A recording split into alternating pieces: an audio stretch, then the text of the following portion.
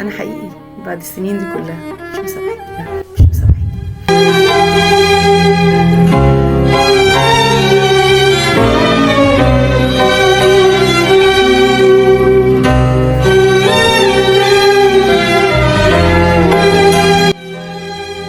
ايه ده؟ انت جبتي نضاره جديده؟ امم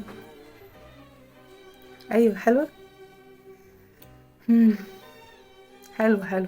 بقولك ايه، من النهارده بقى مش عايزه اشوفك في الحوش بتلعبي وتتنططي. عندك الصوره اهو، اقعدي على جنب السور وما اشوفكيش بتلعبي مع الولاد هنا وهنا. ايه ده؟ طب وانا ذنبي ايه؟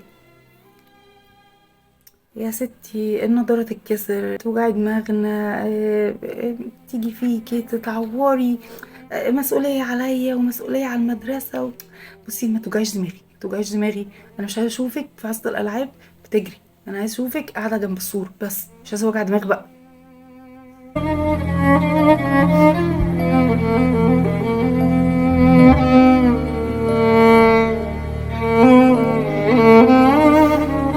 المشهد ده انا مش شفتوش في فيلم ولا شفته في مسلسل، من حوالي 34 سنة من عمري.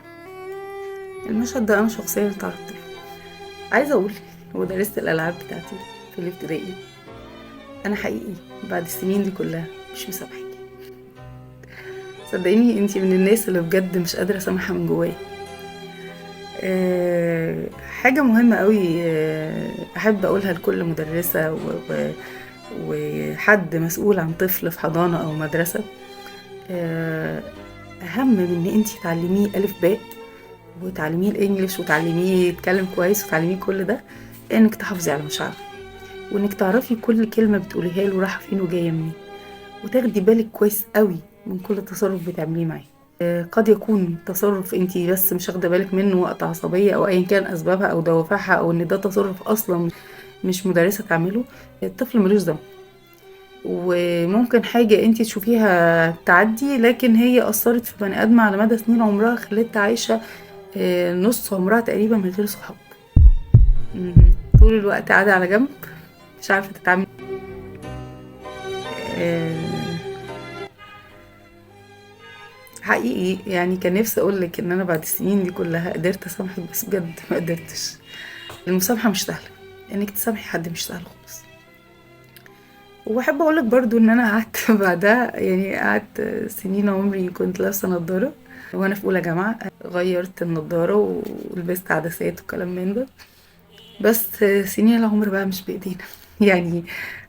عشان انا سني النهاردة قرب من 40، خلاص انا 39.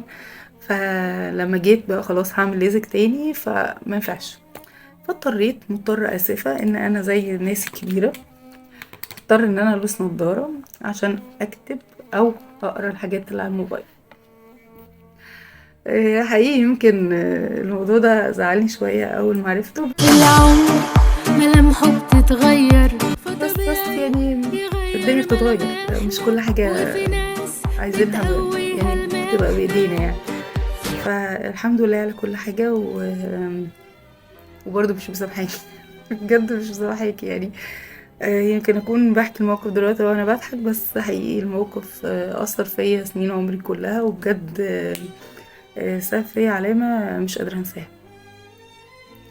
حافظوا على ولادنا في المدارس والحضانات، حافظوا عليهم، حافظوا على مشاعرهم، وحافظوا على كل كلمة بتطلع من لسانكم. رفقا ببناتنا وولادنا بجد.